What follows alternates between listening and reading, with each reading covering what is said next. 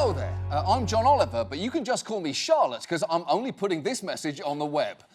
Now, we are off at the moment, but tonight, or whenever this is for you, I would like to talk to you about push notifications. The only worse thing to get on your cell phone than an actual phone call. A phone call?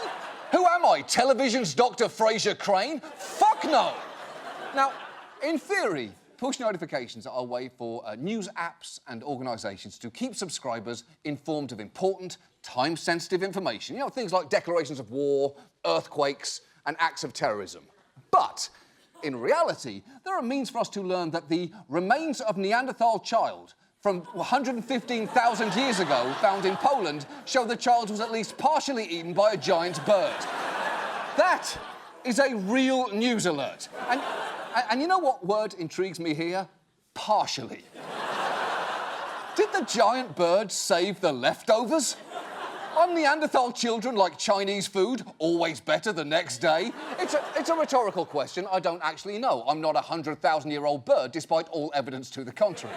And look, I'm not saying it's not interesting to know some ancient bird exercised portion control. I'm simply saying the fact that someone actually thought this merited a push notification is certifiably insane, because ideally, push alerts should clear exactly two bars. One, is there something I should be doing differently? And two, is this something I need to know now? If the answer to either of those questions is no, it should not be invading your phone. So let's take a look at some examples that do and do not adhere to that code of conduct. Here's one from the Washington Post, warning me not to eat any kind of romaine lettuce. Criteria 1, is it actionable? Should I be doing something differently? Well, I would say definitely. Had I been the sort of person who eats romaine lettuce, I would have needed to stop doing that. Luckily, I'm an iceberg guy. Iceberg, the lettuce that's 96% water. It's less a food and more a naturally occurring utensil for blue cheese dressing.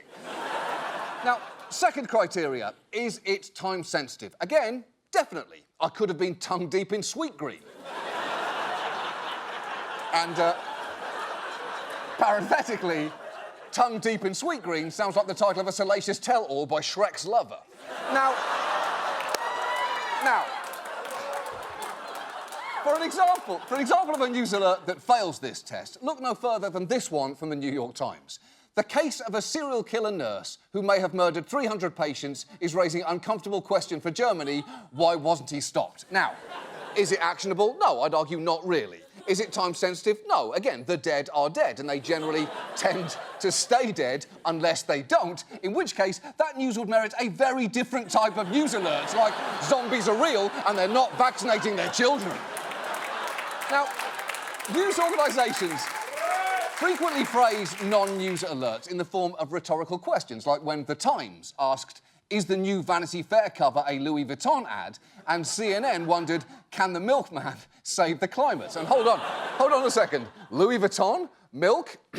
Talk about 1% concerns. Yes! Yes! I did it! I did it!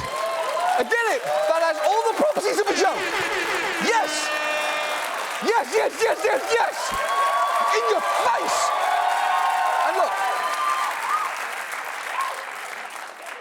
to be clear, I'm not espousing some blanket anti-push notification platform. Sometimes they're objectively useful, like when NPR blows up your phone with something like this.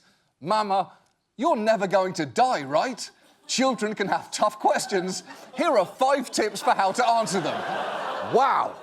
I'll say this, if you're a parent whose child just asked if you were mortal, I can only imagine just how grateful you were to feel your phone buzz with that interruption. Am I going to die? Well, that's a tough one, kid. Sorry, I just got an important message. So let's table this discussion for a very different time. Because the thing is, as annoying as they may be, a push alert can be a conversation-ending miracle. Not literally a miracle, of course. Obviously, those don't exist. And on a related note, kids, Mommy is going to die. She is, kids. She's definitely dying. I'm kidding, kids! I'm kidding! She's gonna live forever! Yes! Mommy lives forever! I did it! In your face, kids! In your face! Thank you so much for watching. We're back in February. We'll see you then. Goodbye!